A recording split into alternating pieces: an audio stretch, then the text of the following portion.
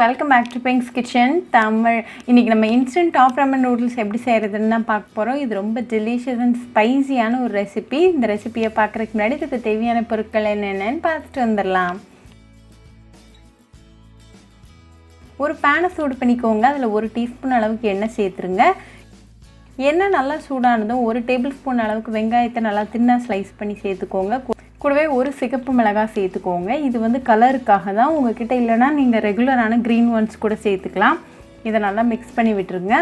இப்போ இது கூட 1 டேபிள் ஸ்பூன் அளவுக்கு கேரட்டை நல்லா சாப் பண்ணி சேர்த்துக்கோங்க. இதையும் லைட்டாக சாட்டே பண்ணி விட்டுருங்க.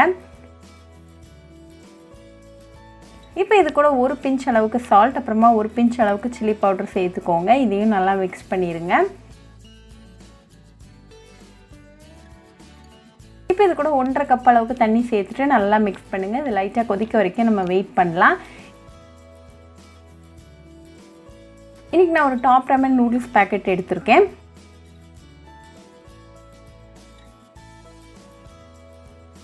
இந்த தண்ணி லைட்டாக கொதிக்க ஆரம்பித்ததும் இதோட டேஸ்ட் மேக்கரை நம்ம உள்ளே சேர்த்துடலாம். இதையும் நல்லா மிக்ஸ் பண்ணி விட்டுருங்க.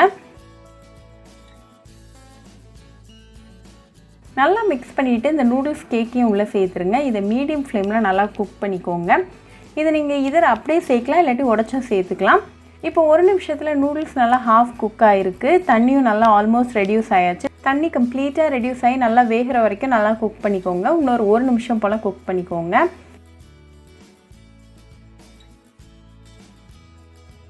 இப்போ 2 நிமிஷத்தில் நூடுல்ஸ் நல்லா வெந்து ரெடியாக இருக்குது. ஸோ ஃப்ளேம் ஆஃப் பண்ணிடுங்க. இப்போ நமக்கு டெலிஷியஸான இன்ஸ்டன்ட் டாப் ராமன் நூடுல்ஸ் சூப்பராக ரெடி ஆகிடுச்சு. இதை உடனே சர்வ் பண்ணி உங்கள் ஃபேமிலி அண்ட் ஃப்ரெண்ட்ஸ் கூட என்ஜாய் பண்ணுங்கள்.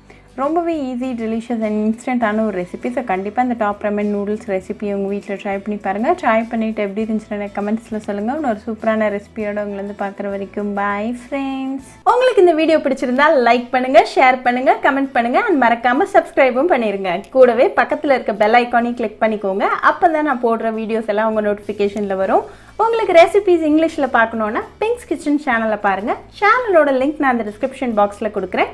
மறக்காமல் செக் பண்ணுங்கள். இன்னொரு இன்ட்ரெஸ்டிங்கான ரெசிபியோட உங்களை வந்து பார்க்குற வரைக்கும் பாய் ஃப்ரெண்ட்ஸ்.